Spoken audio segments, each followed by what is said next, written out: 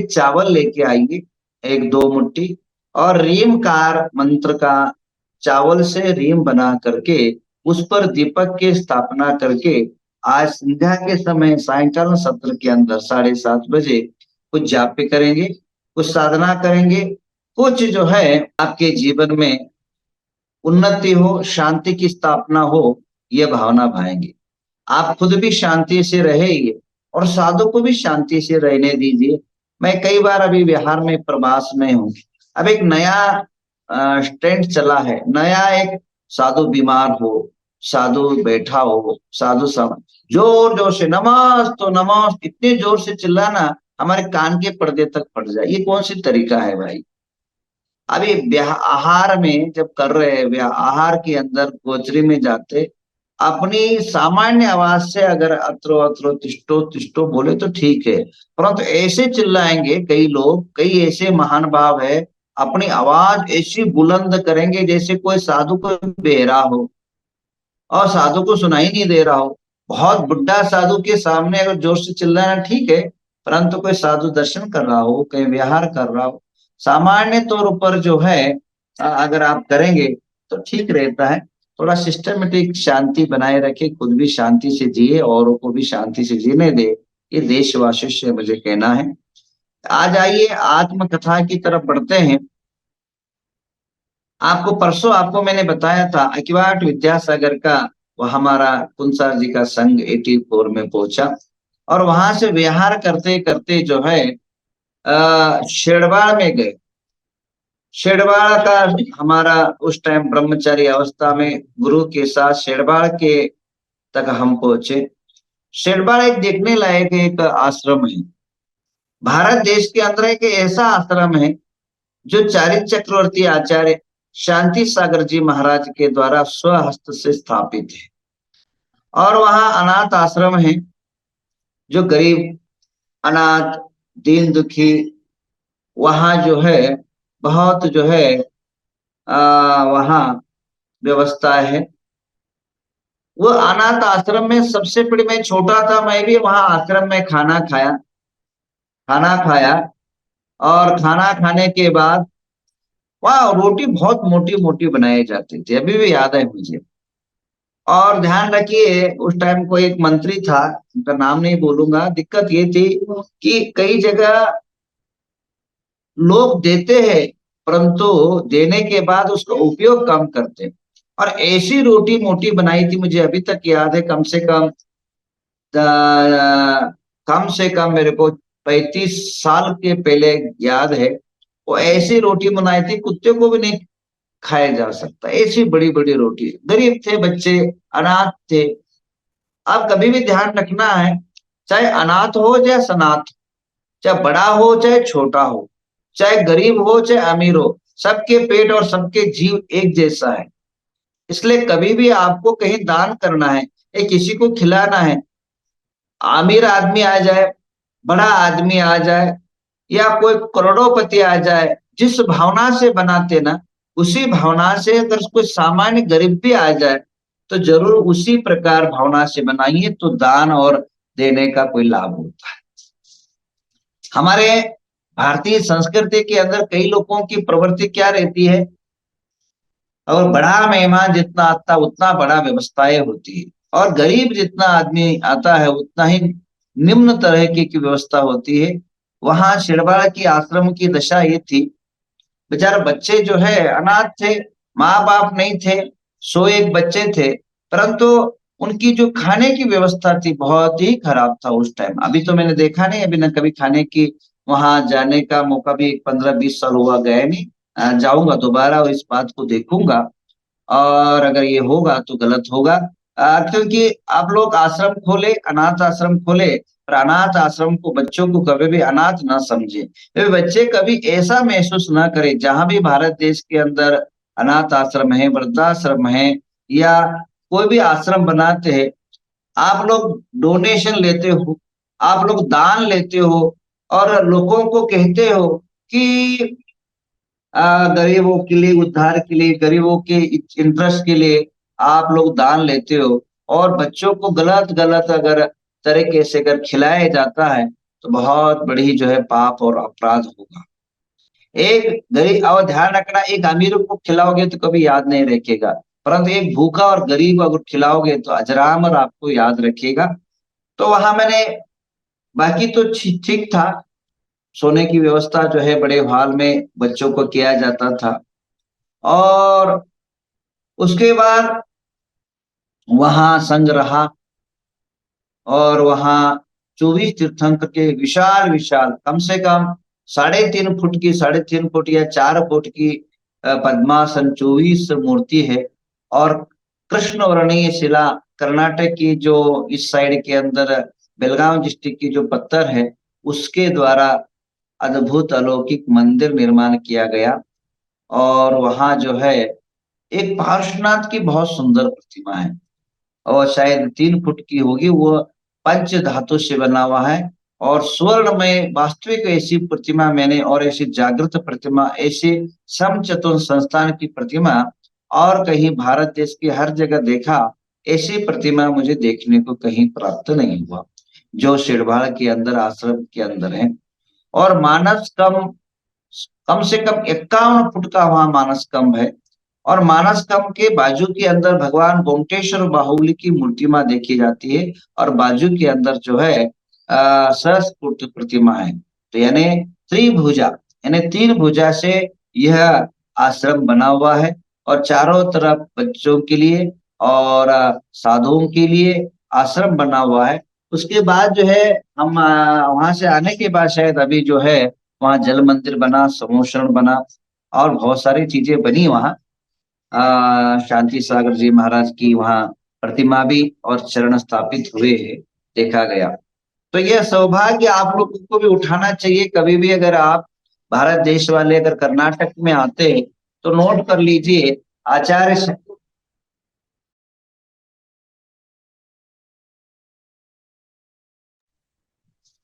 हाँ, तो आप कहने का तात्पर्य, जब भी कभी आते हैं, जब भी कभी आपको यहाँ आना है, जब भी कभी आप अगर प्रवास अगर कर्नाटक में करते हैं, तो नोट जरूर कर लीजिए, आप जो है शेरवा में जरूर जाइए, और वहाँ क्षेत्र का दर्शन करिए। और अभी भी जो है बहुत आचार्य शांति वहाँ जो है, और एक विशेषता है, एक नहीं दो विशेषता है वहाँ। पहली विशेषता ये है कि वह शांति सागर जी महाराज के वरद हस्त से निर्मित क्षेत्र है। और दूसरी बात, आचार्य महावीर कीर्ति महाराज का तपस्थली रही है।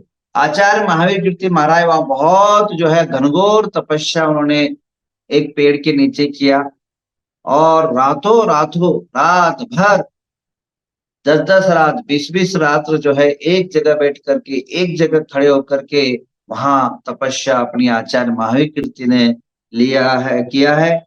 और उसके बाद और एक तीसरा विशिष्ट है, वो लिया हुआ शेरबाड़ ग्राम है, वो आचार्य विद्यानंदी महाराज, जो इलाचार्य के नाम से जाने जाते हैं। और दिल्ली के अंदर कुंद कुंद भारती जो है, जिनके द्वारा स्थापित हुआ है, वह जो है जिन्होंने देश के अंदर एक जैन धर्म का शंखनाद किया, अपने समय पर राष्ट्रपति प्रधानमंत्री जिनके चरणों में नतमस्तक होते थे, और कड़कड़ाटी ठंडी के अंदर और 5 डिग्री तापमान के अंदर भी, जहां राजस्थान के अंदर जयपुर के अंदर मैंने देखा लाखों लोग जो है उनके प्रवचन सुनने के लिए आते थे, जहां जो एक नहीं, दो नहीं, तीन नहीं, लाखों लोग। और मात्र जैन नहीं, अजैन भी, जैनत्र भी लोग जो है, रिक्शा चलाने वाले, कूली करने वाले, और काम, सामान्य काम करने वाले लोग भी जो है उनके प्रवचन में दौड़े दौड़े जाते थे। ऐसे जिनके माध्यम से पूरा देश जो है जैन धर्म से गौरवान्वित हुआ, ऐसे आचार्य परम पूज्य राष्ट्र संत इलाचार्य आचार्य बाद में बने, देश भूषण के पट्टधर हुए।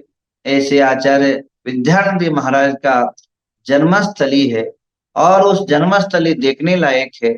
और वहाँ अभी जो है फिलहाल में वहाँ 31 फुट की विशाल काया एक शिला में प्रतिमा भी स्थापित हुई है। और निरंतर 1 साल के बाद एक न कोई साधु जो है वहां निवास करता ही है। और कम से कम जैन धर्म के 900-800 जो है फैमिली वहां निवास करती है। तो मैं आप सभी से निवेदन करूंगा, जब भी कर्नाटक की यात्रा की टूर बनाए, ये देखने लायक है क्षेत्र, जिसका नाम आप नोट कर लीजिए दोबारा, शेरभाड़, जो आचार्य शांति सागर जी द्वारा निर्मित संस्था क्षेत्र है, आश्रम। आचार्य विद्यानंद की का जन्म भूमि है और आचार्य महावीर कीर्ति का तपोस्थली है। और हम उस जगह पर अपना चातुर्मास वहां करते हैं। और चातुर्मास के अंदर अष्टानिका पर्व आती है। अष्टानिका पर्व में एक बहुत बड़ी समस्या रही। यहाँ कर्नाटक के उस टाइम एक भट्टारक थे, जिनसेन भट्टारक। थोड़े से भी जो है, एक बार अचानक वहां के कमेटियों के द्वारा वो एक पत्रिका में नाम जो है गलत छापा, तो पत्रिका बंद कर दिया और विधान भी बंद करवा दिया। इतना उस टाइम उनका पावर था।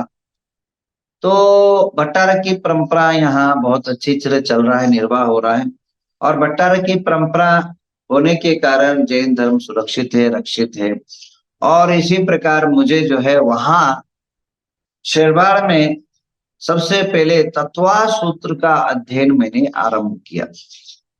मुझे वो अर्थ नहीं जानता था। केवल माता जी, जो कुलभूषण माता जी थी, इनका एक ये था कि तुम्हें तभी जो है बाकी काम करना होगा जब 10 अध्याय में से एक अध्याय जो है का में से 20-20 श्लोक जो है मुझे डेली सुनाना होगा कंठपाठ।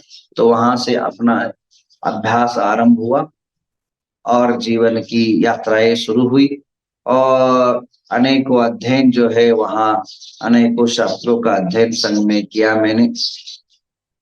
उस टाइम एक समस्या उस भारत देश के अंदर उस टाइम जोर था। ये जोर था कि उस टाइम कांजी पंथियों का बहुत बोलबाला शुरू हो रहा था। और कांजी पंथी इतने बढ़ चढ़ करके गांव गांव में फूट पड़ने का काम कर रहे थे। क्या होता है समाज, मेरा कहना यह है, जहां जिसकी संस्कृति है उसी को अगर वहां अगर रखी जाए तो भारत देश में और समाज में शांति रहेगा, एकता रहेगा। अन्यथा 20 पंथी साधु 13 पंथियों में जाकर के वहां गड़बड़ करने लग जाए तो वहां अशांति होगा। 13 पंथी धारणा को धरने वाले साधु अगर 20 पंथी की जहां संस्कृति है वहां गड़बड़ करने लग जाए तो समाज की फूट पड़ेगा। हम साधु लोग हैं, हमें न पंथ से न कुछ औरों से रखना चाहिए। हमें केवल अपनी चर्या और अपनी दैनिक क्रियाओं से ही अपने लीन रहना चाहिए।